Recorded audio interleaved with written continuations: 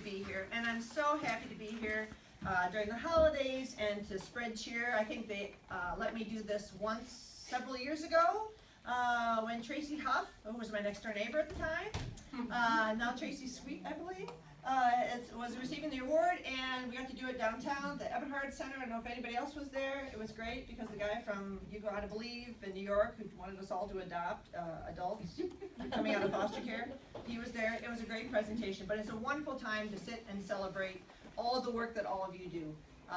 Years ago, I bumped into some of our case managers at this little Thai restaurant down 28th Street. And they were like, oh, Judge Feeney, you do such a great job. We could never do the work you do. I'm like, oh, honey. I said, you do the great job because I can't go into the houses. I can't see the bugs and the cockroaches. I can't smell the stuff. I can't see the lice and the bed bugs. I mean, I'm not kidding. It just, when I'm sitting up there and you guys are talking about it, I'm itching all over. So I can't do the work that all of you do. I just can't. And so we have to do it together. And that's what Judge John Steketee was all about. John P. Steketee, our Santa Claus judge, the white beard, the whole bit, for 30 some odd years. And I have actually his article on the inside of my door. I have my robe is in my bathroom. I have like a little cabinet where I keep it. And inside of there is the article about Judge Steketee when he passed. And he was the chief probate judge when I joined the court, and people still talk about him. I went to a seminar up in Traverse City where we were talking about truancy issues and kids and people from all over the state. And a judge from Indianapolis was there talking about sticky change and how do we make change stick. We have great ideas and they come and they go. We've all known that. Programs are here, programs are gone. And he talked about this great man, John Steketee. And of course I'm going, woohoo! King County, woohoo! And everybody in the room knows, oh, Judge Feeney's here. So, but he said, John Steketee was a man who years ago changed the face of child protective work across the United States. He kept saying, we can't let kids just languish for years. We can't just bring them into the system and wish them luck. We can't just say, oh, well, maybe after a couple of years or 3 or 4 or 5, we're going to talk about permanence. No, he changed the entire discourse across the entire United States. And here, years after our lovely Judge Steketee has been gone, they're still talking about him and still saying what a difference that he made. And that's why we're here today to honor the memory of Judge Steketee and all the people who are still doing the work that Judge Steketee felt so passionate about, working with kids, making a difference, helping one kid, one family at a time. And that's why we're all here, isn't it? Because we want to make that difference. We want to fix, we want to help, we want to educate, and we want to give permanence. And so that's why it's such a tremendous thing that we can come together and say, yay, we have these victories. We have these people who are great advocates.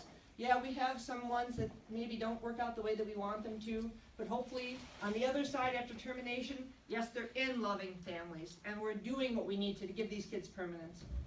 And I know Judge Steketee, where he is up there, he is smiling down on all of us and saying, yes, you guys get it. Keep doing the good work that you're doing. Keep advocating and keep making sure that these kids have a voice, they're getting the services, and their family are getting services, and never lose hope. And that's why we're here. We're here to celebrate that. And we're here to celebrate today regarding Kara Vanderweer. So I was lucky enough, I think Mary Jo had reached out to me and asked about some good comments. And I said, you know what, when I think about people who are tremendous advocates and child advocates, which is what this award is about, I think of the people who come in, they're enthusiastic about their cases, they give the parents their props, because we got to keep encouraging those parents, and they keep encouraging them even in the face of adversity and failure. It's the people who understand the issues regarding the kids, what's going on and what's going on in the family dynamic, and are coming up with new ways of addressing it and things that we haven't even thought of before. And how about if we tried this? Well, we tried that, and that didn't work, so we tried these 3 other things. It's people who are constantly doing that. I went to the source that most of us have when we don't know and want to specifically define something, which is like Wikipedia. And I looked up the word advocacy, because this is the Child Advocate or Advocacy Award. And it said, advocacy in all its forms seeks to ensure that people, particularly those who are most vulnerable in society, are able to have their voice heard on issues that are important to them, defend and safeguard their rights, have their views and wishes genuinely considered when decisions are being made about their lives. And I think that all those things apply to Kara. I've had her on a number of cases, one case in particular, where we essentially had two kids, and one kid. And they came along kind of at different times. And unfortunately, the results, despite all of Kara's hard work, were the same for all of them. But I believe that we're at a point where these kids are going to have a great life. They're in a great foster home that wants to adopt them. And the parents, unfortunately, mom's now in prison. Dad is off, hopefully on a non-reproductive path of his own. And hopefully we'll have better results as we go forward. And we put them on the right path that they have to pursue. They have to follow up with their substance abuse issues, their mental health issues, all the ones that we talk to our parents about every day. But I can tell you, I always loved coming into court because I knew Kara was going to be there. And as bad as this case was at times, she would get up on the witness stand and she would just light up when talking about these kids.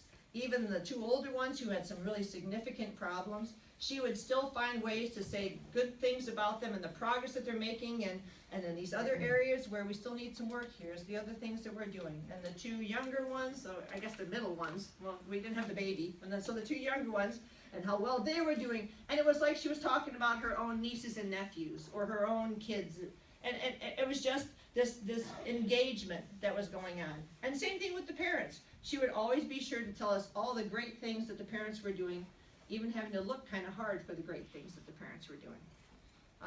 But making sure she was giving them their props. And that was the thing we always had to make sure was going on. I never had a hearing where Kara came and testified and the parents were going, you know how they do that? They did like, she didn't say that before. She told me something. You know, and I can hear all of it, of course. But at least when she was to be testifying, I could see them. They even on the good stuff and the bad stuff, you could kind of see them kind of nodding their heads every once in a while. And I'm like, you know what? That's a case manager who's kept people informed. They know what she's going to be testifying to. You know, there's the occasional person who said, well, no, that's not exactly what I said, but still. And her enthusiasm, her creativity, her level of engagement, there was never a stone left unturned. And I think even when we have to go to termination, we can all say that these people got the best that we had to offer. Best our community had to offer, the best our case manager had to offer. And in these days, you guys all know how it is. Sometimes we have rapid turnover. And when we have somebody who can stick a case from beginning to end, and they've got everything covered, and all the attorneys are like, this is a great case manager. You guys couldn't have somebody better. And you can hear the attorneys saying that. So I'm really proud to be here today to talk about Kara with respect to the John P. Steketee Advocacy Award. So I think I have to turn it over to Mary Jo. So just go ahead. Yes, go ahead. Okay, I just wanted to read the nomination for Kara. Kara Vanderweer is the perfect example of what an effective foster care worker should be. Kara has been a foster care worker for 4 years, following 2 years in residential. Kara is very planful, organized, and she keeps on top of all of her tasks. She shares her expertise with new workers in her role as lead worker, as well as taking on social work interns from local colleges.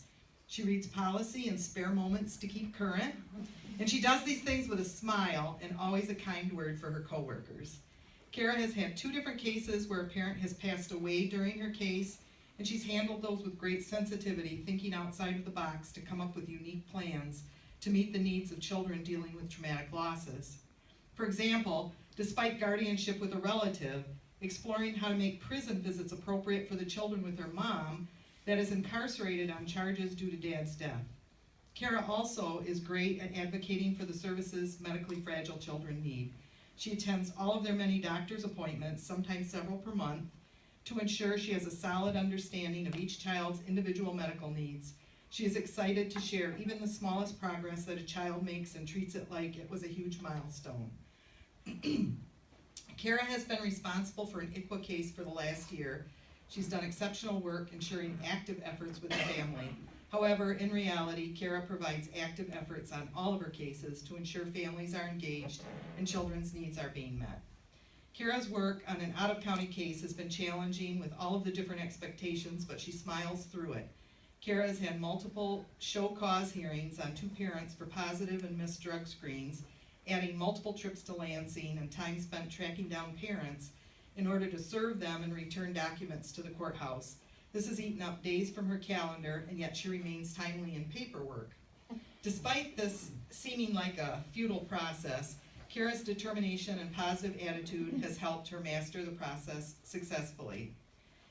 Judge Feeney has stated, Kira has been the sole case manager on an amazingly difficult case. She always comes prepared, she is conscientious, she understands her client's issues, she is proactive, she cares, and she takes care of the details. To watch her testify about her kids, the children in her cases, you see her face light up when describing how they're doing. It makes you smile to see how much she cares and how well she knows her kids, their quirks, their strengths, and their needs. I'm impressed with her poise in the courtroom and her communication skills. I think she could teach a class on how to testify in court. Kira is an enthusiastic team player with great acting skills. Her portrayal as an attorney in our mock trial was frighteningly real, as well as playing the host of the riotous foster care family feud game.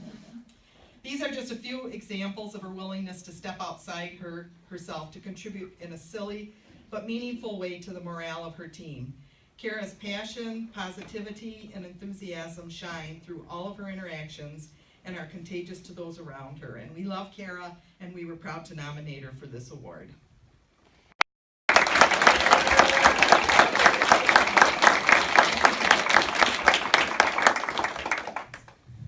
So with that, we have this lovely, not replica, of the wonderful award, and it states, in recognition for outstanding service to children and families, Kara Vanderweer is presented the 2017 John P. Steketee Child Welfare Advocate of the Year Award.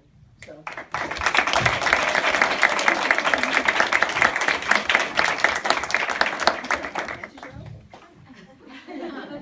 So I did prepare just a short little speech. I am so incredibly honored to be receiving this award. I am filled with joy and gratitude and am truly humbled by this experience. I would like to thank my family and friends, my past and current coworkers, for always believing in me, for challenging me and pushing me to be the best person that I possibly could be. When I first went into social work, I had said that I could not work in child welfare because I didn't think that I was mentally and or emotionally strong enough to hear the stories of children being abused and neglected. Well, here I am 6 years later, having worked in the child welfare system, and I could not imagine being anywhere else. Working in this field, as we all know, can be emotionally, physically, and mentally draining at times, and I'm often asked, how do you do this job? And I usually try and give a quick and short response, which for those of you who know me, is a challenge in itself. But I usually always tell people that I get the opportunity every single day to empower vulnerable families and children.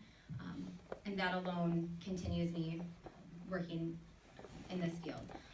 I would like to just end with a quote by Maya Angelou, and it is, I've learned that people will forget what you said, people will forget what you did, but people will never forget how you made them feel.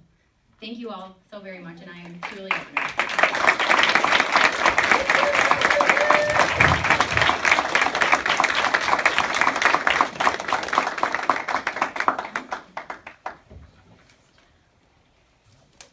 All right, thank you, everyone. I think that